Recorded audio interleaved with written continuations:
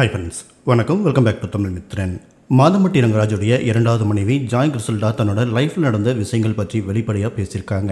மேலும் எதனால் அவருக்கும் தனக்கும் பிரச்சனையாச்சு, முதல் மனைவி ஸ்ருதி ரங்கராஜுக்கு இந்த திருமணம் பற்றி என்ன உடன்பாடு, மாதம்பட்டி அவர்களுக்கு எவ்வளோ சொத்து இருக்குது, எவ்வளோ கடன்கள் இருக்குது உள்ளிட்ட பல விஷயங்களை அவங்க அட்ரஸ் பண்ணியிருக்காங்க.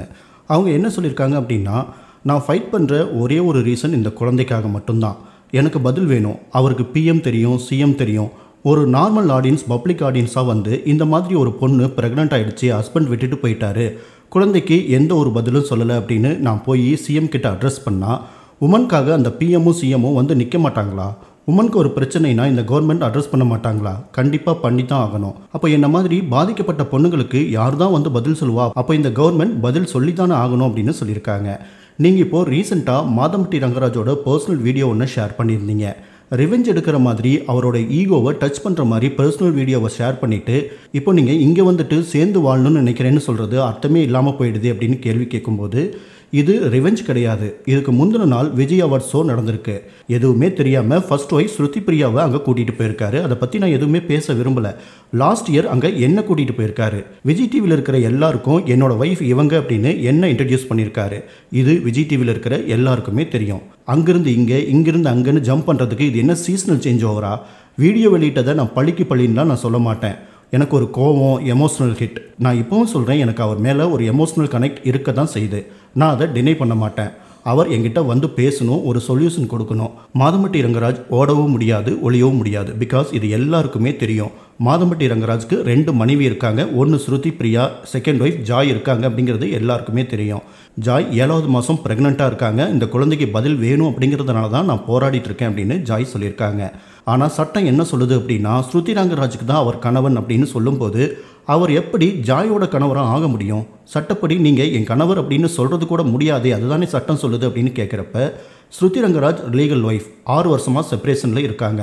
அவங்க 2 பேரும் ஒன்றா கிடையாது. நான் அவங்க வீட்டுக்கு போயிருக்கேன். என்னோட மாமனார் மாமியார் என்கிட்ட பேசியிருக்காங்க. கோயம்புத்தூரில் இருக்கிற எல்லாருக்குமே தெரியும். எங்களோட திருமணத்தில் மாமனார் மாமியார் கலந்துக்கல, அவங்க வரல. திருமணம் சென்னை திருவேதியம்மன் கோவிலில் நடந்துச்சு. அவர் யாரையும் வர வேண்டாம் அப்படின்னு சொல்லிட்டாரு. மாதம்பட்டிக்கும் எனக்கும் 2023 டிசம்பரில் திருமணம் நடந்துச்சு. அவரோட மனைவி ஸ்ருதி பிரியாவுக்கு இது நல்லாவே தெரியும். அம்மா அப்பா எல்லாருக்குமே சொல்லிட்டாரு. ஸ்ருதி கிட்ட சொல்லலை. பட் அதை சொல்ல வைக்கணும்னு சொல்லி நான் போராடினேன். ஆனால் ஒரு வாரம் கழித்து நான் சொல்லிட்டேன்னு என்கிட்ட சொன்னார். நான் எத்தனையோ வாட்டி ஸ்ருதி பிரியாவுக்கு ஃபோன் பண்ணி ட்ரை பண்ணியிருக்கேன். அவங்க ரெஸ்பான்ஸ் பண்ணதே கிடையாது. அவங்க என் ஃபோன் கால் எடுத்ததும் கிடையாது. 1.5 வருஷமாக இந்த வீட்டில் நாங்கள் வாழ்ந்திருக்கோம். இது எப்படி ஸ்ருதி பிரியாவுக்கு தெரியாதுன்னு சொல்லுவாங்க? அவங்களுக்கு எல்லாமே தெரியும். பப்ளிக் வேணால் சொல்லலாம், ஐயோ பாவம் அவங்களுக்கு தெரியாது, அவங்களுக்கு தெரியாமல் இந்த கல்யாணம் நடந்திருக்கு, திருட்டு கல்யாணம், அவங்கள ஏமாற்றிட்டாங்க, அவங்க ஒரு அப்பாவி அப்படின்னு எது வேணால் சொல்லலாம். பட் என்னோட பாயிண்ட், ஸ்ருதி பிரியாவுக்கு தெரியாமல் எதுவுமே இங்கே நடக்கலை. ஸ்ருதி பிரியாவுக்கு ரங்கராஜ் இன்ஃபார்ம் பண்ணிட்டாரு. நாங்கள் 2 பேரும் கல்யாணம் பண்ணிக்கிட்டதும் இதே ரங்கராஜ் எங்கிட்ட வந்து சொல்கிறாரு, தங்கம் நான் அவர்கிட்ட சொல்லிட்டேன்னு சொல்கிறாரு. அவளுக்கு இந்த திருமணத்தில் எந்த பிரச்சனையும் கிடையாது. ஸ்ருதி பிரியாவுக்கு இதில் எந்த இஷ்யூவும் கிடையாது. அவங்க இந்த திருமணத்தில் எந்த பிரச்சனையும் பண்ணலை. அப்போ ஸ்ருதி பிரியா ஏன் சைலண்ட்டாக இருந்தாங்க?